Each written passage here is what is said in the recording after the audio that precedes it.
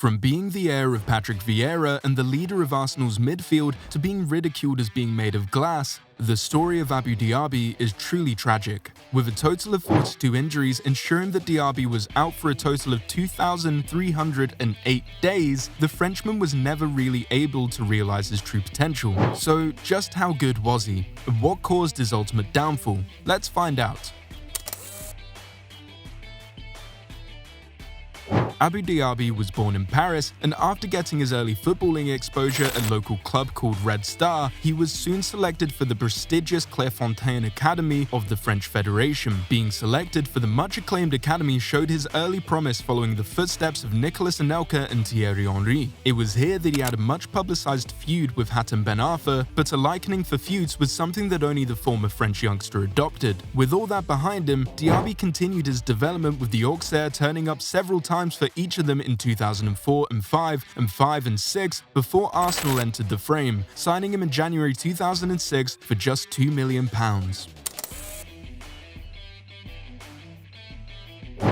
While his tall build, imposing physicality, and French background was naturally going to see him get compared to Patrick Vieira, Diaby and Arsene Wenger both thought he was slightly different. "I believe Vieira was more of a passer of the ball, Diaby is more of a dribbler," said Wenger. So Diaby was what you would call a quintessential box-to-box midfielder. He was at his best with freedom to run at defenses and take players on. And perhaps this strength of being able to glide past defenders became the reason for his downfall. You see, he would attract a lot more challenges from slower defenders who could just not cope with him. And unfortunately, his body couldn't either. There are many similarities to another Arsenal midfielder, Jack Wilshere, who also continued to have muscular injuries partly due to his explosive style of play. Diaby always preferred a defensive player with him to cover for his offensive adventures, and it's no wonder that his best football came in a midfield three with a DM playing beside him.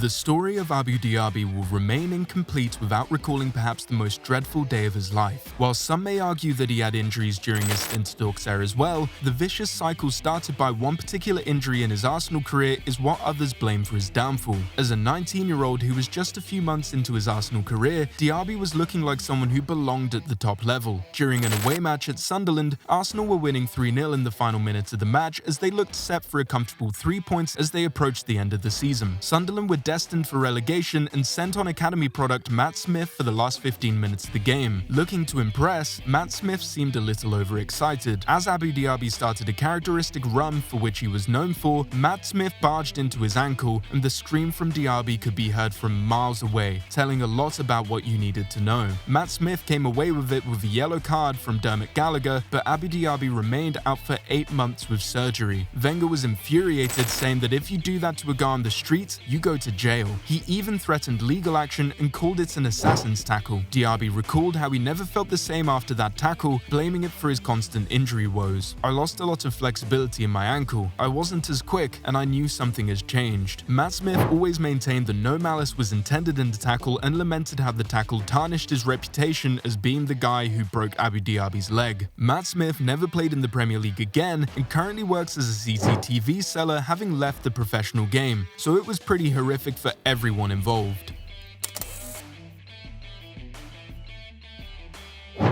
As the vicious cycle of injuries gathered pace, Diaby would have no one to back him. After all, someone being injured for so long often ends up becoming an afterthought in the weak memories of the football world. Some in the French media ended up calling him l'homme de verre, which means made of glass, due to his fragile fitness. This truly upset Diaby, who always felt isolated despite all the work he had put in to come back. But amidst all that, there was one person who always believed in him, and that was of course Arsene Wenger. Sometimes he has a belief in you that you don't even have in your own self. He always tried to accommodate Diaby, and he would always get chances whenever fit under Arsene. "The most important thing for me is that he believed in me. He is someone that understood me," Diaby said. On another occasion, Wenger thought about turning Diaby into a holding midfielder to help prolong his Arsenal career, but unfortunately, even that needed more support from Diaby's failing body. Wenger could also be criticized for this unwavering loyalty towards his players, which would only be rewarded with the odd performance on rare occasions. Robin van Persie, for example, had a shady injury record, and Arsene kept supporting his talent, only for him to up and leave after the first season that he was able to remain fit and consistent. Meanwhile, other players like Thomas Rosicky and Eduardo could not truly fulfill the potential they had at Arsenal, but Wenger stuck by them through the hard times.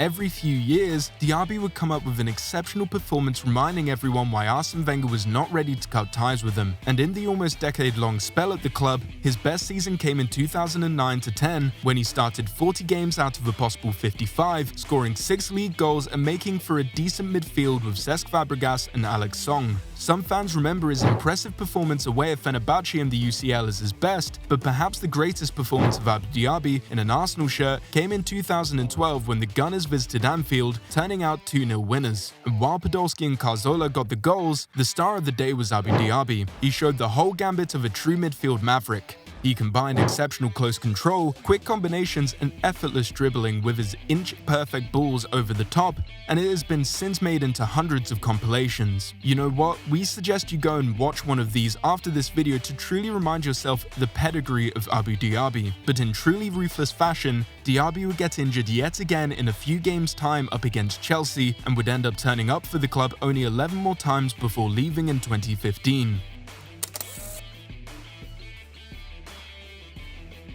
In recent years, there haven't been too many midfielders as talented as Paul Pogba, and when the World Cup winning midfielder was asked for his inspirations amongst other names, he mentioned a certain Abou Diaby. Box to box, he was exceptional, but unfortunately, he had a lot of injuries, he would say. And on occasion, you could see shades of Diaby in Pogba's game when he was at his absolute best for both France and Juventus.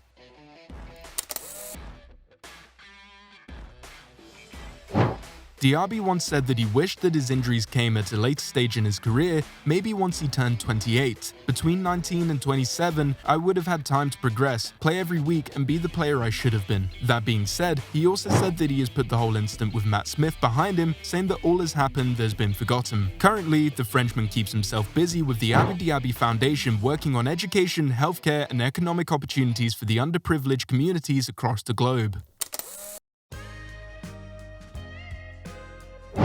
Arsene Wenger once remarked about the career of Abou Diaby in these words. Sad because this boy is a massive and a huge talent, but as well very sad because he didn't deserve what he got.